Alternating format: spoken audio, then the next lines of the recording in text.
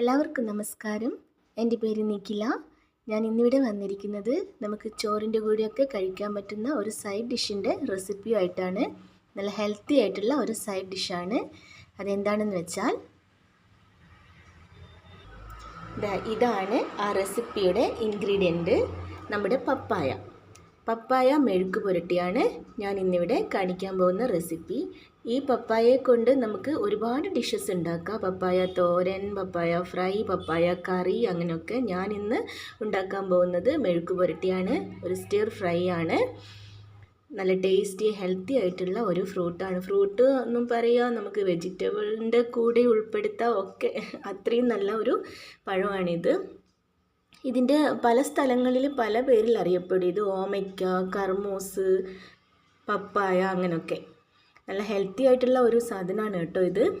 നമുക്കിനി ഇത് വൃത്തിയാക്കി ഞാനത് കട്ട് ചെയ്തിട്ട് വരാം കേട്ടോ. ഇതിങ്ങനെ നടുകെ പിളർന്നെടുത്താൽ ഇങ്ങനെ ഉണ്ടാവുക.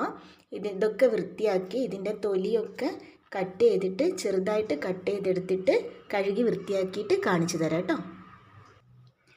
ഞാൻ ഇതുപോലെയാണ് കട്ട് ചെയ്തെടുത്തിരിക്കുന്നത്. നമ്മുടെ ഈ പപ്പായ മെഴുക്ക് പുരട്ടിക്ക് ഈ രീതിയിലാണ് കട്ട് ചെയ്തെടുക്കുന്നത് നല്ലത്. പപ്പായ മസാല എന്നും കൂടി പറയും കേട്ടോ. പപ്പായ മെഴുക്ക് പുരട്ടി കണ്ടോ. ഇനി നമുക്ക് അത് ഉണ്ടാക്കാം. മെഴുക്ക് പുരട്ടി എങ്ങനെ ഉണ്ടാക്കാൻ നോക്കാം. ഞാൻ ഇതുപോലൊരു മൺചട്ടി അടുപ്പത്ത് വെച്ചിട്ടുണ്ട്. അതിലേക്ക് 2 സ്പൂണ് വെളിച്ചെണ്ണ ഒഴിച്ചു കൊടുക്കുന്നുണ്ട്. വെളിച്ചെണ്ണ ചൂടായി വരുമ്പോൾ 1 സ്പൂണ് കടുക് ഇട്ട് കൊടുക്കാം. കടുക് പൊട്ടി വരുമ്പോൾ നമുക്ക് ഒരു ചെറിയ സ്പൂണ് പെരുംജീരകം ഇട്ട് കൊടുക്കാം. വലിയ ജീരകമാണ്. പിന്നെ ഇതിലേക്ക് ഒരു 4 അല്ലി വെളുത്തുള്ളി ചതച്ചെടുത്തത് ഇട്ട് കൊടുക്കാം. ഇനി ഇതിലേക്ക് ഒരു തണ്ട് കറിവേപ്പില ഇട്ട് കൊടുക്കാം. പിന്നെ ഇതിലേക്ക് ഒരു 3 വറ്റൽ മുളക് ചെറുതായിട്ട് കട്ട് ചെയ്തത് ഇട്ട് കൊടുക്കാം. ഇനി ഇതിലേക്ക് ഒരു 4 പച്ചമുളക് ചെറുതായിട്ട് കീറിയെടുത്തത് ഇട്ട് കൊടുക്കാം.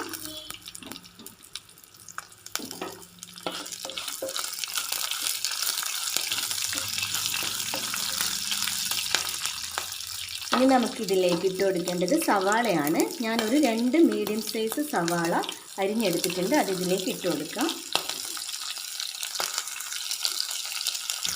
സവാളയും കൂടി ഇട്ട് കൊടുത്തതിന് ശേഷം ഒന്ന് വഴറ്റി കൊടുക്കാം.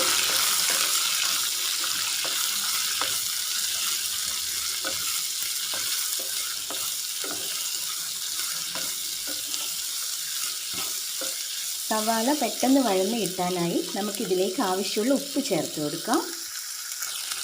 ഞാനൊരു 1/4 സ്പൂൺ ഉപ്പ് ഇതിലേക്ക് ചേർത്ത് കൊടുക്കുന്നുണ്ട്.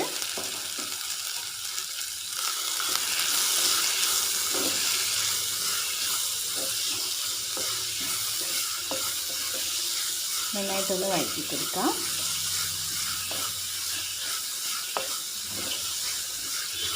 സവാള ഒന്ന് ചെറുതായിട്ടൊന്ന് വാടി വന്നോട്ടെ.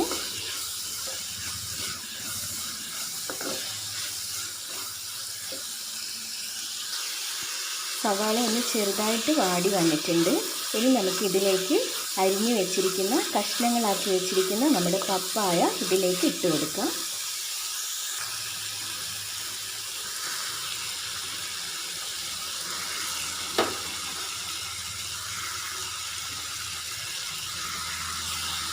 പപ്പായ ഇട്ട് കൊടുത്തതിന് ശേഷം നന്നായിട്ടൊന്ന് ഇളക്കി കൊടുക്കാം.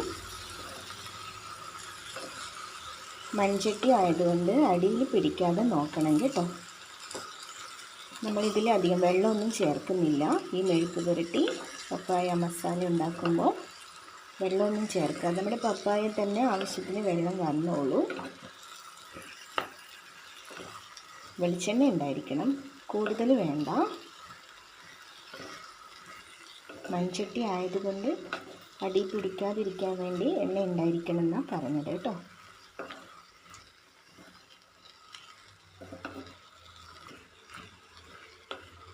ഇളക്കി കൊടുത്തതിന് ശേഷം ഒരു 2 മിനിറ്റ് ഇതൊന്ന് നമുക്ക് മൂടി വെച്ചിട്ടൊന്ന് വേവിക്കാം. 2 മിനിറ്റ് ആകുമ്പോൾ നമുക്കൊന്ന് മൂടി എടുത്തിട്ടൊന്ന് ഇളക്കി കൊടുക്കണം കേട്ടോ. നമുക്കൊന്ന് മൂടി എടുത്തിട്ട് ഒന്ന് ഇളക്കി കൊടുക്കാം. കണ്ടോ, ഇതിൻ്റെ അടിയിൽ വെള്ളം കണ്ടോ? പപ്പായ തന്നെ ഇത് വേവാൻ ആവശ്യമായ വെള്ളം ഉണ്ടാവും കേട്ടോ. നമ്മൾ വേറെ വെള്ളം ഒഴിച്ചു കൊടുക്കൊന്നും വേണ്ട, അപ്പോൾ പിന്നെ കുഴഞ്ഞു പോവും. ഉണ്ടോ, ഇതിൽ നിന്ന് തന്നെ വെള്ളം വന്നിട്ടുണ്ട്. ഇത് മതിയാവും നമ്മുടെ ഈ പപ്പായയുടെ കഷ്ണങ്ങൾ വെന്ത് വരാൻ. നമുക്കൊരു മിനിറ്റ് കൂടി ഒന്ന് മൂടി വയ്ക്കാം. 2 മിനിറ്റ് ആയിട്ടുണ്ട്. നമുക്കിതൊന്ന് തുറന്ന് നോക്കാം. ഒന്നുകൂടി ഒന്ന് ഇളക്കി കൊടുക്കാം.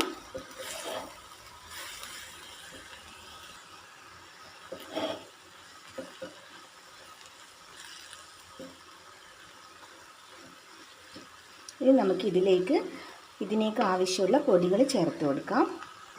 തീ കുറച്ച് വെച്ചിട്ട് വേണം കേട്ടോ പൊടികൾ ചേർത്ത് കൊടുക്കാൻ.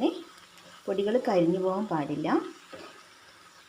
ഞാനിതിലേക്ക് ഒരു 1/4 സ്പൂണ് മഞ്ഞൾപ്പൊടി ചേർത്ത് കൊടുക്കുന്നുണ്ട്. പിന്നെ ഞാൻ ചേർത്ത് കൊടുക്കുന്നത് ഒരു 1.5 സ്പൂണ് കാശ്മീരി മുളക് പൊടിയാണ്. അധികം എരിവില്ലാത്ത മുളക് പൊടി. നമ്മളിതിലേക്ക് പച്ചമുളക് ചേർത്തിട്ടുണ്ടല്ലോ എരിവിന് വേണ്ടിയിട്ട്, അതുകൊണ്ട് കാശ്മീരി മുളക് പൊടിയാണ് ചേർത്ത് കൊടുക്കുന്നത്. ഒരു കളറൊക്കെ ഉണ്ടാവുമല്ലോ. പിന്നെ ചേർത്ത് കൊടുക്കുന്നത് ഇറച്ചി മസാലപ്പൊടിയാണ്. അത് 1 സ്പൂണ് ഞാൻ ചേർത്ത് കൊടുക്കുന്നുണ്ട്.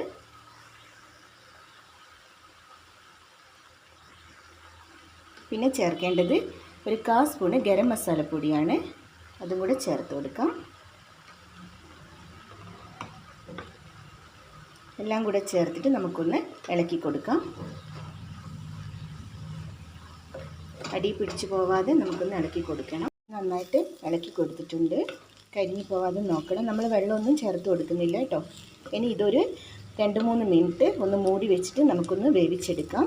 പൊടികളെല്ലാം കൂടെ നമ്മുടെ ഈ പപ്പായയുടെ കഷ്ണങ്ങളിലൊക്കെ പിടിച്ച് സവാളയിലൊക്കെ പിടിച്ച് വരാൻ വേണ്ടിയിട്ട് നമുക്കൊരു 2-3 മിനിറ്റ് ഒന്ന് മൂടി വെച്ചിട്ട് വേവിച്ചെടുക്കാം.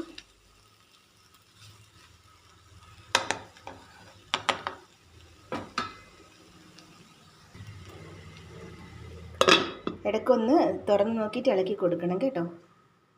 നമുക്കൊന്ന് തുറന്നിട്ടൊന്ന് ഇളക്കി കൊടുക്കാം. ഇതിലേക്ക് തന്നെ ഒരു വെള്ളത്തിൻ്റെ അംശമൊക്കെ ഉണ്ട്. അഥവാ വെള്ളം ഒട്ടും ഇല്ലയെന്നും പപ്പായയുടെ കഷ്ണങ്ങൾ വെന്തിട്ടില്ല എന്നുണ്ടെങ്കിൽ നിങ്ങൾക്ക് വേണമെങ്കിൽ ഒരു 2 ടേബിൾ സ്പൂൺ വലിയൊരു സ്പൂണ് വെള്ളം നമുക്കൊന്ന് ചേർത്ത് കൊടുക്കുക. അത് ചൂടുവെള്ളം തന്നെ ചേർത്ത് കൊടുക്കണം കേട്ടോ. പപ്പായയുടെ കഷ്ണങ്ങൾ വെന്തിട്ടില്ലെങ്കിൽ എണ്ണയൊന്നും അധികം യൂസ് ചെയ്യാതിരിക്കാൻ വേണ്ടിയിട്ടാണ് പറഞ്ഞത്. അങ്ങനെ ഒഴിച്ചു കൊടുത്തിട്ട് വേവിച്ചെടുക്കുക കേട്ടോ. കൂടുതൽ വെള്ളം ഒഴിക്കരുത്. കുറച്ചുകൂടി വേവാനുണ്ട്. നമുക്കൊന്ന് മൂടി വയ്ക്കാം. ഈ സമയത്ത് ഉപ്പൊന്ന് നോക്കണം കേട്ടോ. എനിക്ക് നോക്കിയപ്പോൾ ആവശ്യത്തിനുണ്ടായിരുന്നു. ഞങ്ങൾ സവാള വഴറ്റുമ്പം ചേർത്ത് കൊടുത്തത് കുറച്ചധികം പപ്പായക്കും കൂടി ആവശ്യമുള്ള ഉപ്പ് ചേർത്തിട്ടുണ്ടായിരുന്നു. ഉപ്പ് നോക്കിയിട്ടൊന്ന് ചേർത്ത് കൊടുക്കണം. നമുക്കിതൊന്ന് തുറന്ന് നോക്കാം. നമ്മുടെ പപ്പായ മെഴുക്ക് പുരട്ടി ഇവിടെ റെഡി ആയിട്ടുണ്ട് കേട്ടോ. ഇതാ നന്നായിട്ട് അടി പിടിച്ചിട്ടൊന്നുമില്ല, നന്നായിട്ട് വെന്ത് കിട്ടിയിട്ടുണ്ട്.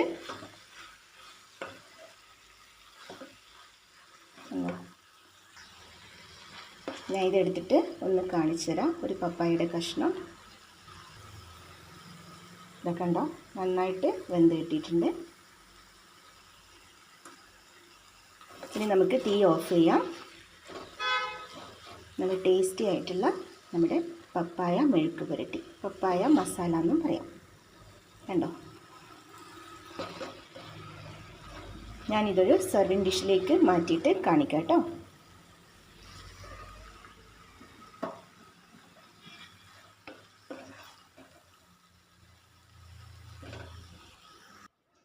ഇതാ ഞാൻ സെർവിങ് ഡിഷിലേക്ക് മാറ്റിയിട്ടുണ്ട്. നമ്മുടെ ചോറിൻ്റെ കൂടെയൊക്കെ നല്ല സൈഡ് ഡിഷായിട്ട് കഴിക്കാൻ പറ്റിയ നല്ല ഹെൽത്തിയും ടേസ്റ്റി ആയിട്ടുള്ള ഒരു പപ്പായ മെഴുക്ക് പുരട്ടിയാണ് കേട്ടോ. പപ്പായ പച്ചയ്ക്ക് കഴിക്കുന്നതും പഴുത്തിട്ട് കഴിക്കുന്നതും ഒക്കെ വളരെ നല്ലതാണ് ഹെൽത്തിനെന്ന് എല്ലാവർക്കും അറിയാലോ. ഇതുപോലെ ടേസ്റ്റി ആയിട്ട് ഇങ്ങനെ ഒരു മെഴുക്ക് പുരട്ടി ഉണ്ടാക്കിയിട്ട് നമുക്ക് ചോറിൻ്റെ കൂടെയോ ചപ്പാത്തിയുടെ കൂടെ എന്തിൻ്റെ കൂടെ വേണമെങ്കിലും കഴിക്കാം കേട്ടോ.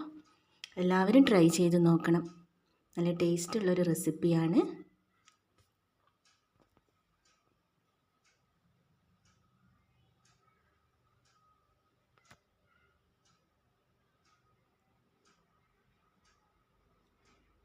Thanks for watching.